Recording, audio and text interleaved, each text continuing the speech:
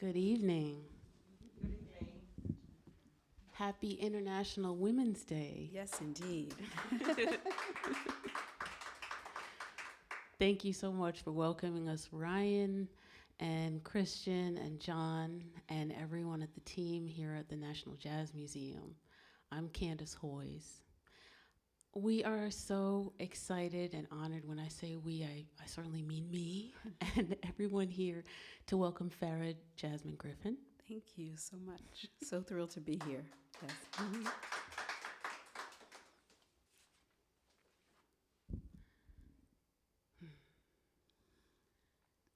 And so it was arranged.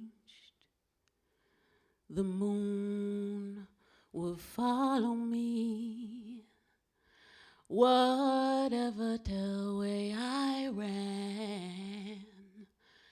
The moon would follow me, and I was shocked when I found out it followed other people. 'Cause I thought I was just something very special,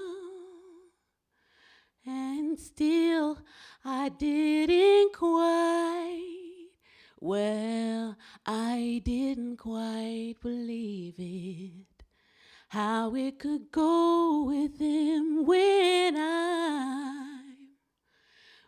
I'm going my way.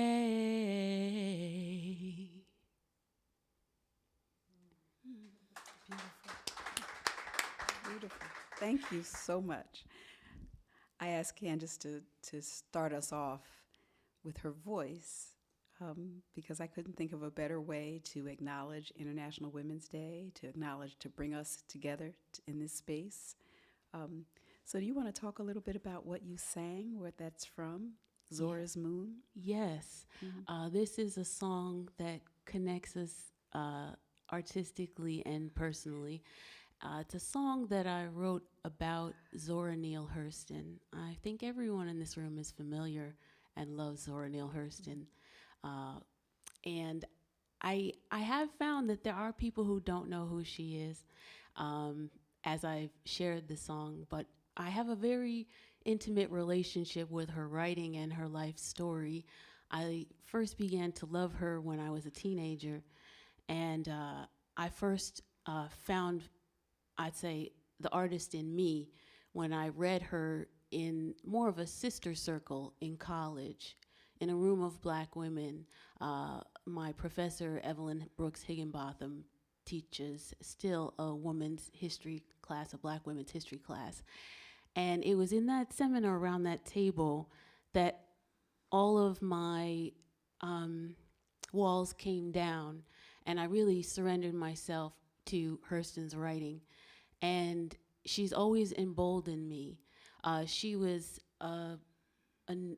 one of the most important American writers and a great innovator in the 20th century in literature. She created all of these ways of telling stories that really people may have underestimated her in every way about what she was able to achieve with her writing. And she very much made her own way. And in every sense, she had, well, I could go on and on about her, but this story, to come back to the song, I wrote the song in 2017 when I was at a crossroad in my musical career. I was feeling rather pushed around in certain ways and wanted to find out or make a way for myself as far as envisioning my career and reimagining it. And I turned to a biography of Hurston. And I was reading about how she forged her birth certificate to attend Barnard. These are some of the things I knew, but the moment that caught me was that she was compensated for her anthropological research with a car and a camera, but her patroness retained her rights to her research. And it made me stop, and it really made me decide to produce works that I wrote in that moment as an aspect of legacy and as an aspect of realizing something, the potential of something that story reminded me. And the lyrics of Zora's Moon come from my archival passion of digging into folks' lives. And Hurston wrote in Dust Tracks on a Road about this story, believing when she was 7 that the moon was following her.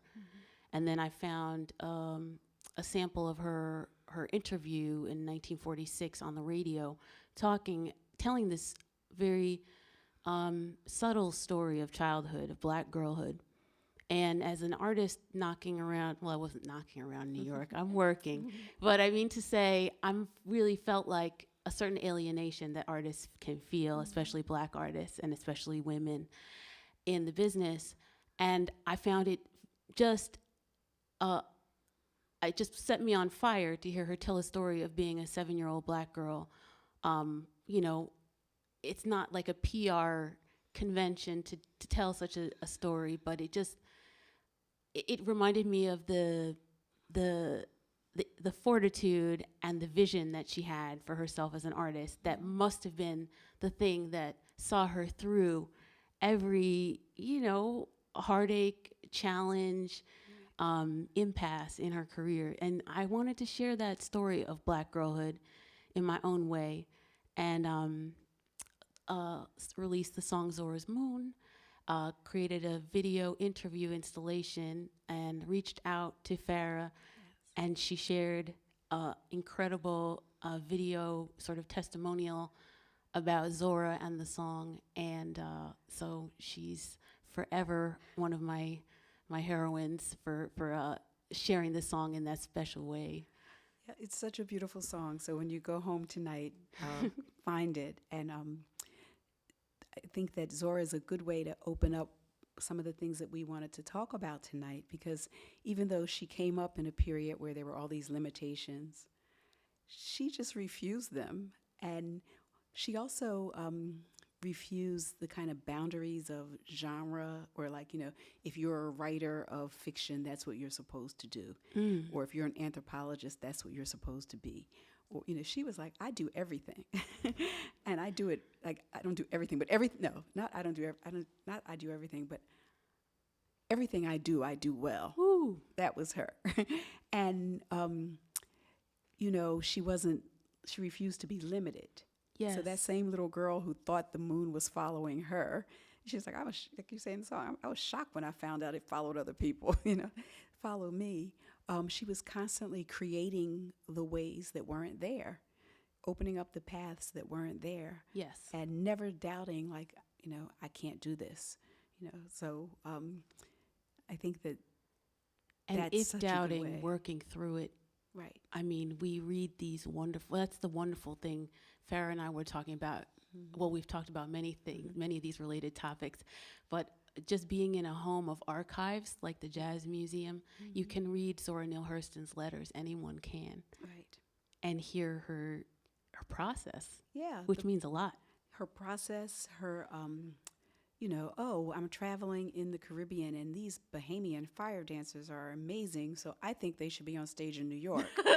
And I'm going to bring them to New York. And not only should they be on stage in New York, they should be in my novel also. So I'm going to put them there too. So the next thing you know, she's a choreographer and she's a producer.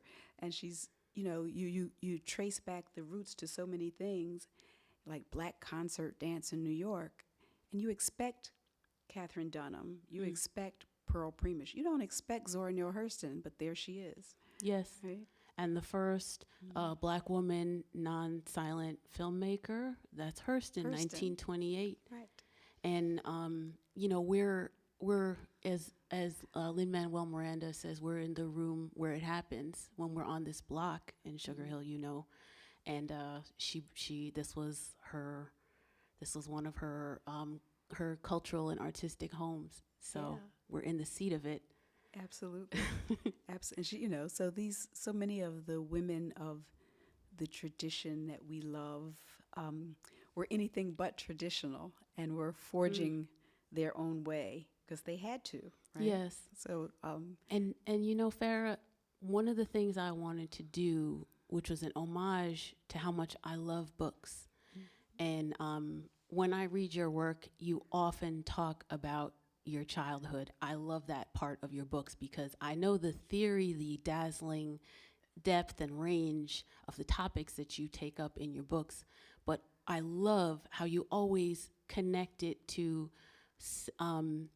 well, you talk in this one that you're holding about the ethos of care, but a lot about relationships and that made you, and also your childhood. And I mean, I think that I wanted to tell that story in a way that was an homage to her literary contribution. So for Zora's Moon, I took the lyrics from her speech, which is a literary device that Hurston made, you know, something that we can, I guess, it's her innovation in large part, taking colloquial language of Black people and you know, embedding it into literature and plays, and celebrating the musicality in the language. So I tried to keep the syntax of her language there, and I actually walked around with her story, the excerpt from the Library of Congress, for a year, trying to think of the right melody that would capture the way that she spoke her story. If you listen to the sample, when you listen to the recorded song that I released, the sample at the beginning is that interview. Yeah. So I kept that intact and then shaped the very soul-inspired melody around that. Around that, yeah. You were doing with her language so much of what she did with the language of the people she listened to and heard the music in the speech, but also, and like her heir, Toni Morrison, you know, you have to read their works out loud. They make more sense when you read them out loud. Yes. And I think, you know, I think it's no coincidence that Morrison's mother was a singer. She said she could just hear her mother's voice all the time. She sang constantly, and she sang in 3 choirs, 3 different church choirs, and I think you can hear it in her daughter's writing. You know, yes. I'll be on the subway. I'll tell you a secret. I'll be on the subway reading Toni Morrison, and I'll have to get off so that I can read something out loud. Wow! I could read it on a train, but you know, because I know it's in the hearing. I have to ask the question that falls out of that anecdote. Have you wanted to ever make audio recordings? So I actually recorded this book. They when they asked me to do. So my book came out in September, and they asked me to read until you understand. Read until you understand. Thank you. Plug for it. That's my copy, so no one can take it. So they said they were going to recommend someone read it, and they came up with a wonderful reader, actually. But you know, because what Candice says is true, so much of this is personal, and you know, like my aunts and my neighbors, I know their voices. Their voices are in my head. And I was like, I'll get very frustrated if I hear somebody else doing those voices. That's beautiful. And so I read it myself. I did the audio book. And my husband said I became totally insufferable because, see, I want to be Candice. I want to sing. A diva. But I can't love the sing. Story. So I can't sing, but this was the closest I was going to get to it. So my husband was like, you know, I'd come home. I said, I can't talk. You know, that's what you're supposed to do. I have to rest my voice because I have to be in the studio. Your voice is for the people. Exactly. It's not for. It's not for the kitchen. It's for the people. It's for the people. It's true though. I have to save it. Honestly, I could easily set a song of your speech. Your speech is mellifluous. It's beautiful. It has a silvery quality. So maybe we've come up with something. Another collaboration. That would be a dream. Right. I mean, yes, I think it was wonderful to have you be a part of the visual component, and it was really important for me to start creating film to go with the song as another aspect of Zora's legacy in my life as a filmmaker and a documentarian of important voices. So I wanted to have yours, and then the other. So there was Farah. And there was the Haitian artist Fabiola Jean-Louis did one. Artist, yeah. And Alicia Garza, one of the founders, the activists of Black Lives Matter. and Amy Sherald, the painter. And Amy actually didn't want to speak. She sat. I'll give you a visual description. So Farah spoke directly to camera and quoted Ntasaki Shange in a very musical, perfectly beautiful excerpt, with sparkling eyes directly to camera. Fabiola reported she was very pregnant and reported from her studio with a scarf on and working she's a painter, an incredible painter and photographer and sculptor. And Alicia recorded hers from her couch, and it was beautiful, and laughed a lot during her reflections on her girlhood. And Amy sat in a lawn chair on her patio drinking from a pink flamingo and just flipped through a book and played the music in the back. And one of the reasons why I love this book and that this particular chapter that I was going on about that has really, really just been hanging around my neck like this on joy in this book captures the reason why I wrote Zora's Moon so very funky. Mm-hmm. I've done a lot of work. I mean, through composed jazz. My first album, On a Turquoise Cloud, are these vocalises by Duke Ellington that are very unusual that I found in his archive in the Smithsonian, and I wanted to interpret. And they have a very refined texture vocally, soprano. They're explicitly written, in fact, for Black women, because Ellington was working with predominantly Black singers at the end of his life with the, she's Northern European, I want to say Norwegian. I think she's Norwegian. Swedish. Yeah. Alice Babs. Right. Beautiful voice. Yes. But the way that the songs were really, sonically, the first voices that he fitted that repertoire to were Black women and sopranos. These were not jazz standards that were sung by men and women, so to speak. They're not for baritones. They're literally for sopranos. And I thought, well, this must be for me. Yes. I'm a Black soprano trying to choose my repertoire with some dimension and, not the same Black operatic repertoire that I was being offered over. So I took that up, and why did I get into that album? I guess, gosh, I forgot. I got all the way into that. The soprano, maybe. Oh, yeah. Well, that work was important to me. Now, the soprano thing, thank you. That was perfect. Perfect timing. In contrast, Zora's Moon is a lot funkier. It's not really a soprano song. Right. It's not a Creole love song. Yeah. This is something that's meant for the spaces that you were describing in the chapter, the backyard, the barbecue, the block, the restaurant, the jukebox.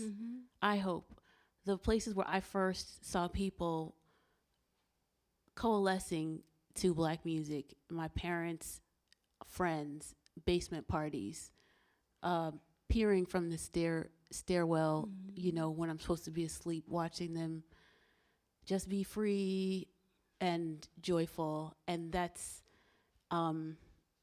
what I wanted the music to feel like. Yeah. So I love that chapter because that's the same function for the music that I hope. And it's not for the concert hall necessarily. It's for this social purpose. Yeah, I think there's some music that, it can exist because music is so complex, and it certainly can exist in the concert hall.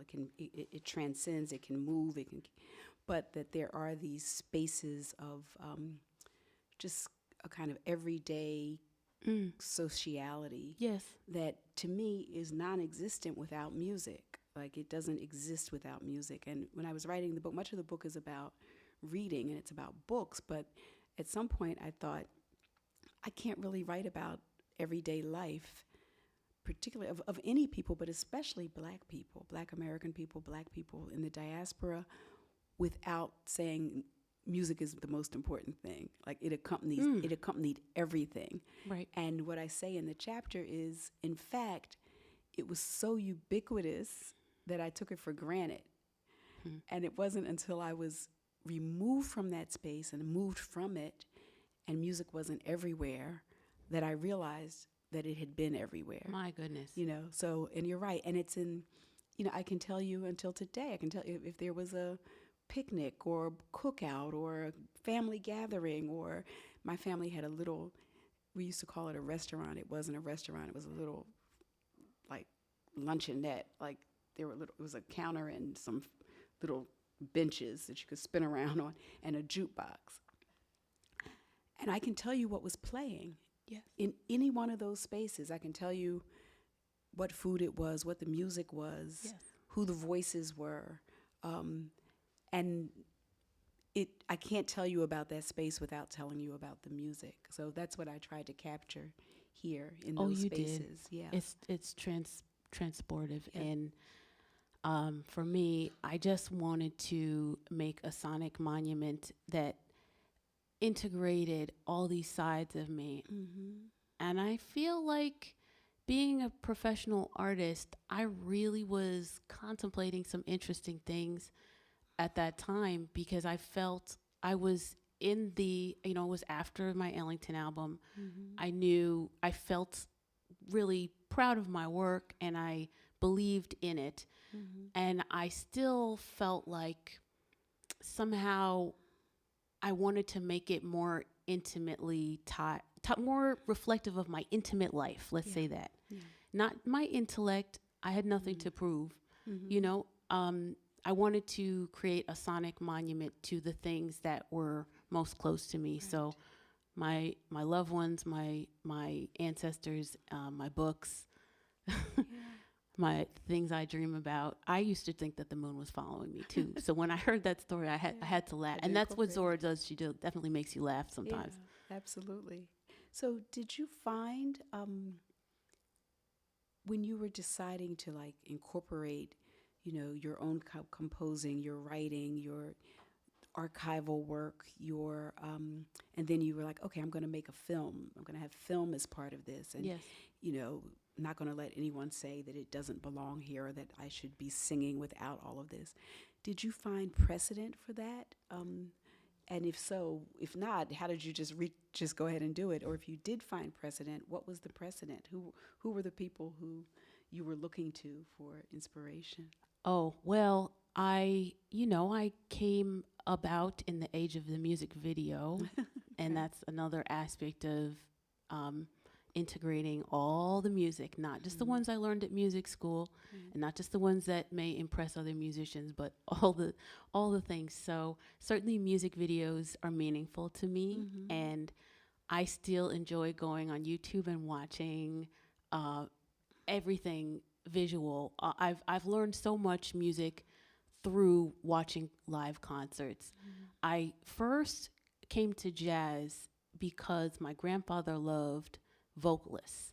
Okay. He loved Miles Davis, and he loved, my grandmother told me after my grandfather passed, and when I was recording the Ellington album, I first went to my grandmother, who's 98, and asked her about their life attending concerts, and she told me a great deal. Even though her, she's aged, but those music memories are very vivid. Yeah. And so I let that wash over me, and I let it sit with me, or I walk with it rather. So I was picturing that. So that came into my visual. And then music videos, as I said, and I can trace watching live performances. That's always been the way that I learned music. Especially once I became a professional performer, and the onus was upon me to, sustain a performance for an hour live. It's quite different than being a studio recording person. So I've always used visuals. I'd say of the things that inspired me, I don't know if I kind of made the narrative up, but I can tell you the scope of my first video that I made, properly, the first thing I directed, which was the video for Zora's Moon, was very much determined by the pandemic, which is, as everything we've done for the last few years has been Determined, right. determined by the pandemic. So I did I was about to go join my family in Florida, and it touched me that I was releasing Zora's Moon and I couldn't go to Eatonville, Florida because of the pandemic. I wanted to, and I said, no, that's not now. However, I found a videographer who lived on a certain block that I love, and I like her work. And I called her, and I said, what if and I basically just storyboarded, not the technical term that I learned subsequently, but I storyboarded to the nth degree how to make a video by myself in the pandemic. And also, very significantly, during the protests. I made my Zora's Moon video June 4th. So I did the shoot before the protest started at 10 a.m. I did it in the early morning before the police started blocking off roads and things. I have young children. I knew I had to be able to not be detained and get back. So I just shot on this one block, and I shot in roller skates. I hadn't skated in ages. I had barely been out of my house because it was June of 2020, and I was homeschooling and things. So of course I wasn't roller skating, but I had the most glorious time. And the video for me, in the video I'm reading a Zora Neale Hurston reader that is from the 80s that I bought, that I love because I love paper books, and I love books made printed when I was too young to read them, because I'm chasing those secrets in the way that they were first printed. And I sat on a stoop in my roller skates and I read, which is something I really wanted to do, and I didn't have much time to do, and I wasn't going outside like most of us. So I sat there in the open air, and it was a sunny day, it was June, and I skated in the middle of the street. And to me that's significant because as it's International Women's Day, there's a politic to a woman taking the street by herself, not surrounded by an interracial group, but a black woman walking the street, or lackadaisically, slowly jamming out to a boombox and roller skating without being disturbed or policed or anything. And so I used that particular time, and when we were talking about how I've started to contemplate what is performance art and different sites across, women in jazz, moments in time that I feel had a political dimension. They were beautiful, but also political, as I think Toni Morrison said. And so I wanted to create this intersectionality, and just as we were rapping, the people started to coalesce in the streets with their signs, and I held a sign of my own that says, joy is an act of resistance. And that is mostly, and I told the videographer, her name is Carolyn Lorraine Teston, that I wanted the film to capture as much me as my shadow, because it was such a, the song Me and My Shadow, and there was a blue element to the time. I was in pain, but I was alive, and I was making the thing that I wanted to make. And so I said, make sure you fill the frame with my shadow as much as you do me. And I just wanted this dance. And as far as things that I watched, they were like not close. I had no set, and I couldn't go anywhere outside of the city, but I watched Julie Dash. I watched Daughters of the Dust. I watched things that make me feel like the queen that I am. Yeah. No. I watched Sarah Vaughan in concert. I just filled myself back up before I went to do it. And that's kind of what I think Zora did. Yeah. I mean, I think that there are these cross, genre, either ways of being inspired by things that are not exactly what you're doing, but that are, like you said, feed yourself, nourish yourself, nourish what the project is you're trying to do. Or I think they're, unlike Zora, who seemed to feel like she could do everything, there are things that we know we can't do. Like we're thinking more expansively, and we know what our own limitations are. So that's where collaboration comes in. And Yes. you collaborated with the filmmaker Yes. and the person who could video the street because you had a vision, but you needed someone with the skill and the gift and the talent Yes. to work with you to do that. And I think of those women who we listen to or watch, like watching Sarah Vaughan. YouTube is great because you can find everybody. Watching Billie Holiday, who's such a great actor. In addition to singing, I mean, she's playing a role up there. You know, she's such a good actor, and I guess like, darn, I wish she could have made more films. But watching them, that's all feeding what we do. Yes. Right. Even if we're not doing exactly what they're doing, it's there, and you're collaborating with the past too. Absolutely. Yeah. That is when you talk about an International Women's Day. We're talking about ancestral power, ancestral stories, and it's things that we don't, we're not conscious of immediately. But if you open yourself to it and you put yourself close to it, you take it in, and It's like osmosis. that's right. right. That's right. Or I think it could be like when you talk about the memory of the restaurant, and in the book you talk about the sounds. I can see all the people you're describing. I can smell the food. I think my approach is always immersive, which is why I love New York and why I love jazz, because I always feel immersed on the bandstand. Sometimes you might feel like you're stretched because of the improvisation, the challenge of improvisation, but it's so gratifying. Right.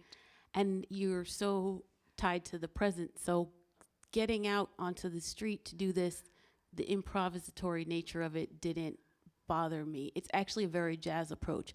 I prepared to all the way, thoroughly prepared, and then I went out and just let it be what it was. Right. Well, see, I think that's something that you all, that those of us who aren't musicians but who love the music can learn from watching you practice, like watching the practice of what you all do. I don't mean practice like, but watching it. I understand. Like, my friend Ipatha is here, and we had the fortunate honor of collaborating with the great Jerry Allen, the jazz pianist. And Ipatha is an extraordinary actor, and I'm a writer, right? Like improvisation is different in those forms. And Jerry used to drive us crazy because we would be, and she taught us what it meant to just, it, you think you know it, you have it. Okay, I'm going to throw this in there in that collaboration. And now you have to respond. And she was used to it, just like you're used to it. Yes. But we weren't used to it. So, it forced us to stretch and to grow and to become better at what it was that we did. Thankfully we didn't do it every night on stage in front of an audience, but yeah, so. May I ask what was the span, what was the arc of that process? I mean, obviously a long friendship. Yeah. That's the real beginning of any, creative collaboration, is that. Yeah, I don't know. It seemed like it happened very fast. Oh, it wasn't something we did 2 projects with Jerry. Yes. Ipatha directed them and staged them, and I wrote the script for them. But they were Jerry's ideas, and she gathered us to talk about them. Not like neither one of us came to those projects. Well, the second project we knew what she was going to do to us. The Mary Lou Williams. Yeah, the Mary Lou Williams. We did 2 projects. We did one, the Great Jazz Women of the Apollo. Yes. Which was so much fun, and then we did Conversations with Mary Lou at Harlem Stage. But that first one, when she said, I loved that. I got to see that. It was just so incredible. It was just so, but like we didn't know. Like Jerry said, she wanted us. We met through Jerry, and she wanted us to meet, and she was looking forward to working with both of us. But she didn't tell us that we were going to be working as the writer and the director of the project. She just said, let's get together and talk. I'm thinking about doing this project. Let's talk about it. And we spent hours doing just what you said, like pulling up songs, listening. Oh, but Sarah Vaughan sang it this way. And, oh, but Billy did it this way, but Aretha did a version of it, and just that whole thing. That's what we were doing. And then we were helping her figure out how she could do this tribute to these great women. And then she said, I'm going to need somebody to write this. Farah, you do it. And I'm going to need somebody to direct it. Ipetha, you do it. And we were both like, no. No, we love the music and we'll help you pick out, but no, we're not going to do that. Be in the front row. Exactly. Like, no, it's not. She was like, yeah, that's what's going to happen. And that's how it happened. And it just, happened in the process, and it was a remarkable, incredible process, driving us crazy to the very end, but worth it. Yeah, she kept adding things. Yeah. See, you understand that. You hear things and then you're like, oh, I want it. Right? Whereas we're like, we already have it fixed. It's going to be like this. That's wonderful. But she just kept adding. So we had to stretch for her. That's wow. But, just having that, again, the archive that you talk about, right? Yes. So being able to look at Daughters of the Dust, the film, see that imagery. And sometimes you just want to see it. Versus being able to listen to Sarah Vaughan or Carmen McRae, and that's also feeding into what it is you're doing. I've found that to be the type of interdisciplinary collaboration between the three of you that was able to inspire the full production and sort of mobilize everyone around making, because the theatrical production is a whole host of folks. Yes. And then I have to ask, also, what was the most gratifying aspect of the response from the audience? Now, you are a person who people love what you write and they're in your classroom and they tell you that. But to be in a theater and feel that, what did that feel like for you? Well, you're used to it because you act on stage. There's nothing like it. You know that, right? I mean, there was nothing like it. And for Ipetha and we stood in the back. We either sat up in the balcony or we stood in the back. So it's because then the audience is part of the process too. Right. And there is no audience more knowledgeable than an Apollo audience. Like, no audience is more knowledgeable. And I told them, I'll give you an example. They were like, we're going to do Sarah Vaughan. Sarah Vaughan, we're going to have somebody reference the fact that Sarah Vaughan sang I'm Glad There's You or something. And I was like, no, the Apollo is going to be Gloria Lynn. That's who the people are going to want, And so no, Sarah Vaughan made it famous. That's what we're doing. And we had amazing artists because we had Liz Wright, Diane Reeves. So we did it, and they performed it. It was incredible. And then these lovely elderly ladies who were very lovely, and they came to us and they said, why didn't you have Gloria Lynn sing that song? I was here when Gloria Lynn sang this. And I'm like, I told you. Right. There's no audience, who is more knowledgeable about that music. But so you're right. Just the satisfaction of the audience was amazing. And also just, the stagehands who work at the Apollo were part of that. I ended up writing them into the show. And the people at the Apollo were like, don't give them speaking lines because you're going to, don't let them speak. Right. But I wrote them in. And then even now, knowing that you were there. Yes, I think what you're saying also, it speaks to the power of Black storytelling, that the audience is so much a part of the storytelling. We think of the jazz tradition that is rooted in church music of call and response. Right, and that's how you know you're getting it right or wrong. Right. And then the other wonderful nuances that coming up and engaging with you about one singer or another singer. Absolutely. It's as a writer, because writing is so solitary, you get it once you've already done the work and you put it out there, but you don't get it when you're in the process of writing it. So it was very new for me, very unique for me.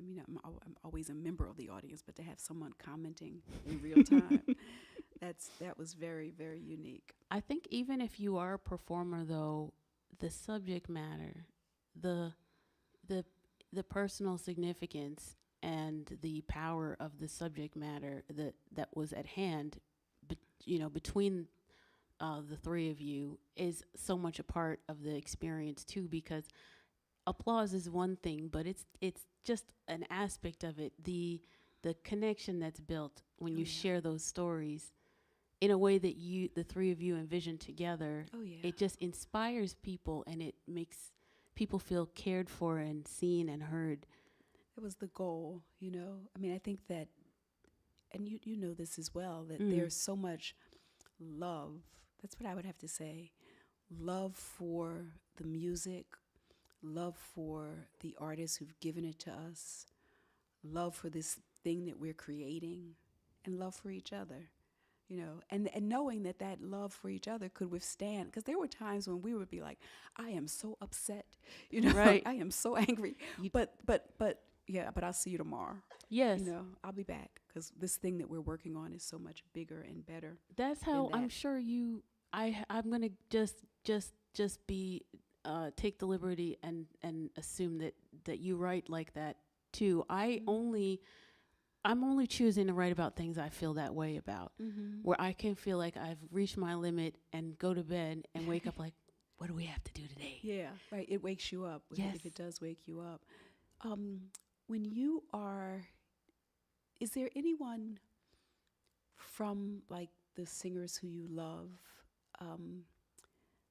who has approached that performance art as you talk? Like, can you define what you mean by performance art? Yes. And who do you think you would see as a performance artist? What does it do to move them into that category? Well, I've started contemplating that as I honestly in the last couple years. Well, what's a jazz singer without her band?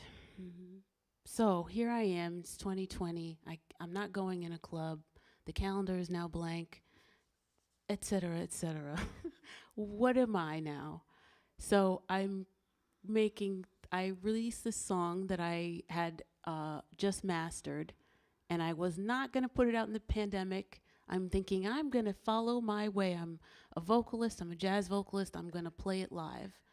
Oh my, it's March. Oh my, it's June. Oh my, I'm still inside. Well, my furnace is going creatively. And then the world is in need. And I just felt a need to connect with people, to contribute something to our story of what this time is. And so I dove into digital release, and I learned about streaming music, and I reconciled that I'd be doing these live stream things that we are now all too familiar with. And then I thought, well, but that's so incomplete for me. I need to make my own piece.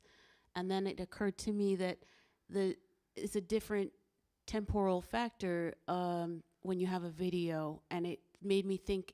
I did use sampling and looping in my my album that hasn't come out yet, but all the songs that you can hear out now. And of course, I'm always drawing from archives, well, quite frequently. So those, the idea of not performing something live, but creating something that was recorded and produced.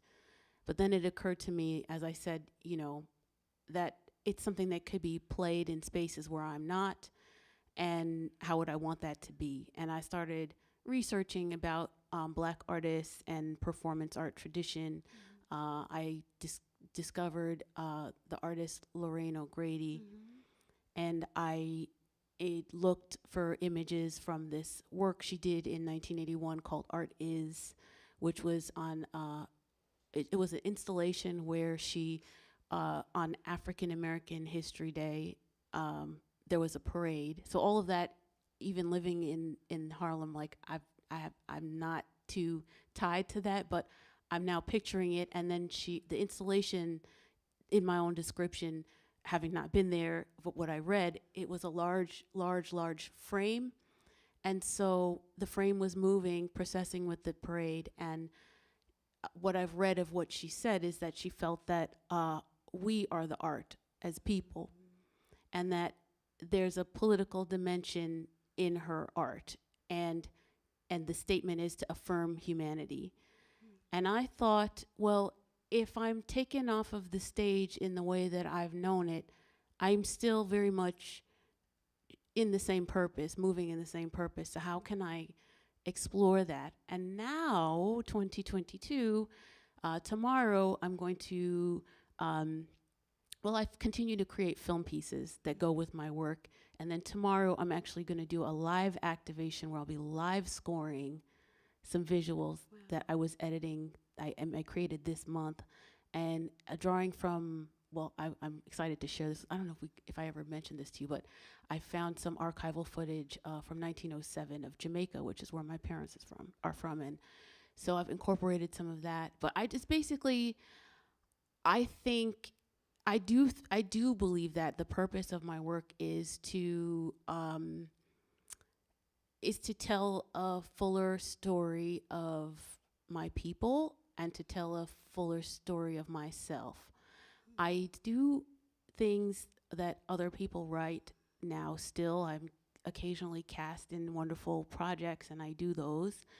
However, it'll always be a part of my artistic journey to make my own space. I'd say it really brought me through the hardest part in my life as an artist, was making my own space. So I'll never, that means that it's something I'm supposed to do, I think. So the pandemic actually opened up that opportunity in some ways, right? Yes. The necessity created by the pandemic. The necessity. And but I had all these influences that were already there. And, you know, I got very far in describing what I did in the last 2 years, but looking back, even 100 years, looking at Bessie Smith, since we're in this house of Black cultural archives, looking at Bessie Smith and seeing how she wrote her songs and became the most highest grossing Black artist of her time, Black woman artist certainly, but there's some other accolades, bought her own train car so she could create a sanctity for her performance career, and wrote these incredible songs that I still love to sing, and did so many, and influenced the way that everyone sings everything today, and talked about working people, and talked about LGBTQ people, and talked about so many topics that there wasn't a space for. And every time you perform that in a world that's not made for those stories, that's an activation. So it just made me rethink. It's not that performance, I reference performance art as an aspect of something in a highbrow sense. It's more that I feel that it's even more dimensioned than the stage and the audience for me. It's this activation about my life. And it really connects to the urgency that I feel to persist in this, even when I think, like, the last 2 years that maybe it's not working anymore, or where am I going? And that's why Zora, like, I'll let myself come back to her if I'm feeling that way.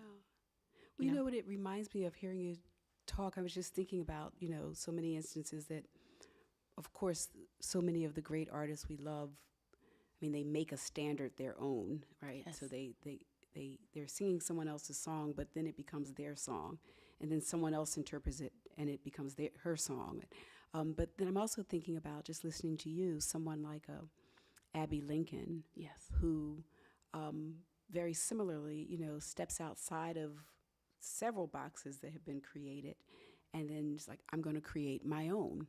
And I'm going to write, my own songs that are now becoming standards that other vocalists sing, and my own stage presentation. And, I hadn't thought about the sort of performance art element of so much of what people have done, but I think that gives us a different lens to appreciate the fullness of the talent and the gift of so many vocalists in particular, you know. Yes, Yeah. she's a huge inspiration. Right. You I know. love watching her in film. Mm-hmm. I'm always listening to her recordings. I Yeah, also, songs, her music is sacred music to me almost. yes, Yeah. it's Yeah. a it's so reifying too.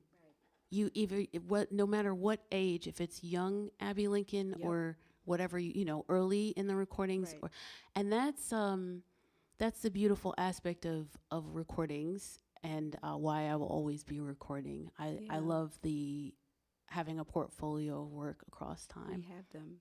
So should we open it up? It's 8 o'clock. Definitely. Okay. So we'll talk to you all now. We've been talking to us, so we'll open it up for questions or comments or thoughts or anything. I do have two Yeah. quick Mm-hmm. questions. You mentioned Duke Ellington's composing for women, black women sopranos. Was there a particular album that you mentioned? I just wanted to write it down. Yes. Uh huh. That you would recommend? Well, yes. I recorded them Mm-hmm. on a turquoise cloud. Mm-hmm. But I'm not. Audra McDonald has an incredible recording of that particular song that I love very much. But I have to reference the singer who brought me to them, who passed on about a year before I discovered them. And she lived about 20 minutes from where I grew up. So when I have those moments, oh, I just know that I'm doing the right project. And her name is Kay Davis. And Kay Davis held a lot of significance for me as I learned about her life. There's a wonderful interviews with her in the Yale archives, and you can find some things on YouTube. And she was in the band for 6 years, but the way she was discovered, she was one of 8 masters in music students at Northwestern when Northwestern was segregated. And she tells these stories in the archive, her archival interviews of being living in, not being able to live in the dormitory and just looking at the building that was for the white students with sort of stars in her eyes. And her senior recital she was a soprano and the tenor was white, and it was very controversial. And I am a classical singer as well. I sing different genres, and so that experience of going to music school and feeling these genre divisions and interracial tensions was really resonant with me. The best part of the story, though, is where it comes like a movie. So she does her senior recital, except in this version, Duke Ellington is at the recital. Indeed, Duke Ellington heard about Kay Davis and came. And he was not put off by the fact that it was a full opera recital. He hired her for the Duke Ellington band. He had started writing these vocalises in 1927 for a kind of what you call a triple threat in theater, Adelaide Hall. Right. And then he didn't do them again until Kay Davis, who had perfect pitch and this operatic training.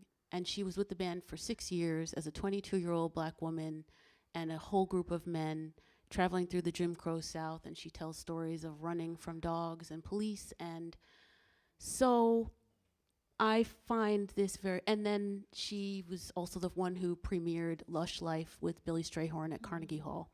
So the range and the depth of her story is what made me want to record these songs. And some of the names, I would like to call them out because we're here. Translucency is one you would want to explore. Creole Love Call, which I mentioned.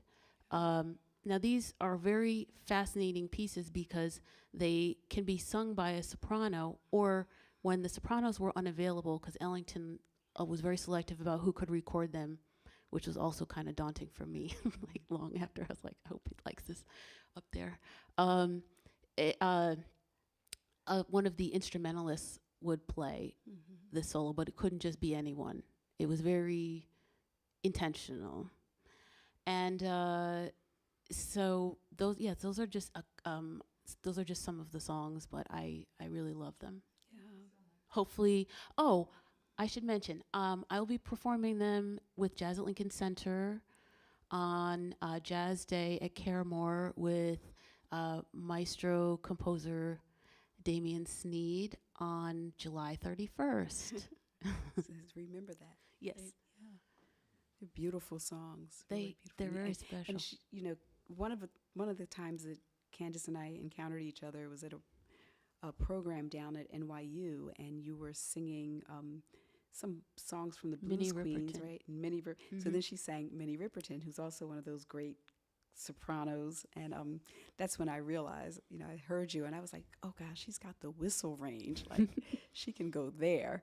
So I think Ellington would have been very happy. Oh. Did you have another question? You said there were a couple. Sorry, Mhm. I didn't get the last name of Miss Jerry that you mentioned. Oh, Jerry Allen, who was gone too soon, phenomenal composer and pianist and band leader.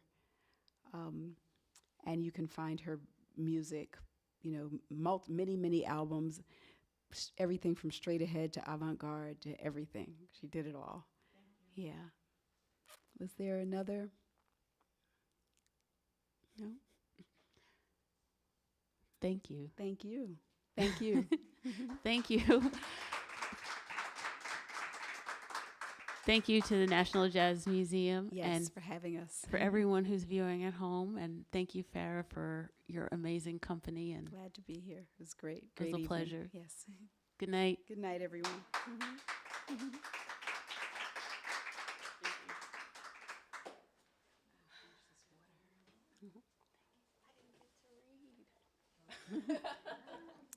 We were improvising. I'm just joking. Yes, I know. Of course, this was way better. I'm just joking. Of course, I did.